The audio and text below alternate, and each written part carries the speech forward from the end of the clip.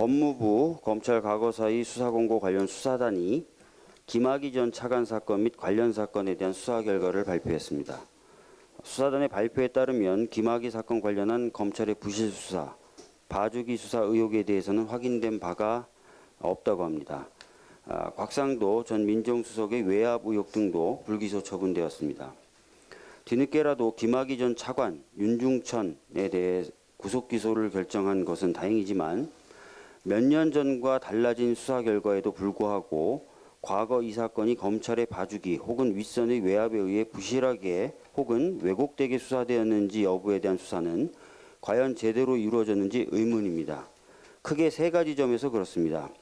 우선 곽상도 전 민정수석, 이중희 전 비서관은 지난 3월 말에 수사 공고가 되었음에도 불구하고 각 1회씩만 조사했고 특히 곽상도 현 자유한국당 의원은 서면으로 수사했는데 과연 검찰이 수사 의지가 있었던 것인지 의심이 갈 수밖에 없습니다.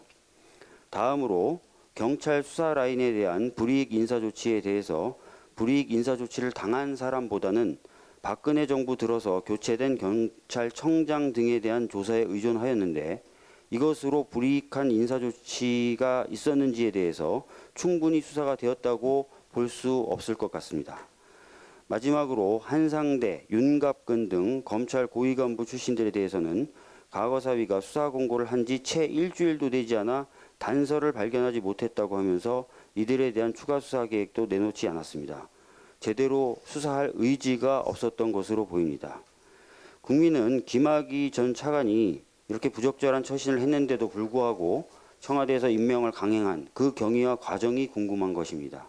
그리고 검찰이 윤중천과 어떤 관계였고 어떤 범죄들을 덮어주었는가를 궁금해하고 있습니다. 그런데 이런 것들에 대한 답은 전혀 없었습니다. 여환석 검사장이 수사단의 단장으로 선임되었을 때 임은정 검사가 했던 걱정과 우려가 현실화된 것은 아닌가 싶습니다.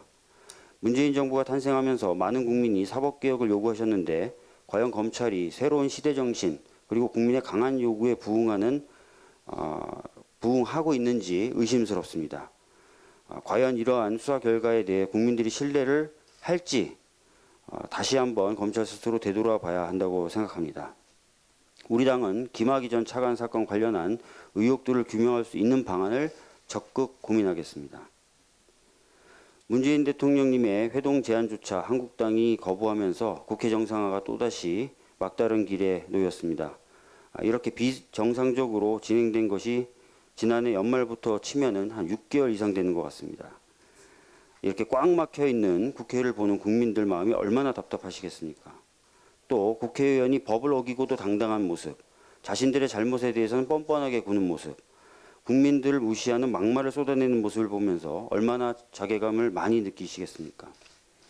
국회의원을 국민이 파면하는 제도를 두면 국회의원들이 적어도 불법적인 일은 저지르지 않을 것이며 이렇게까지 국민의 의사를 무시하지는 못할 것이다 라는 이유에서 국민들은 국회의원에 대한 국민소환제까지 말씀하고 계십니다.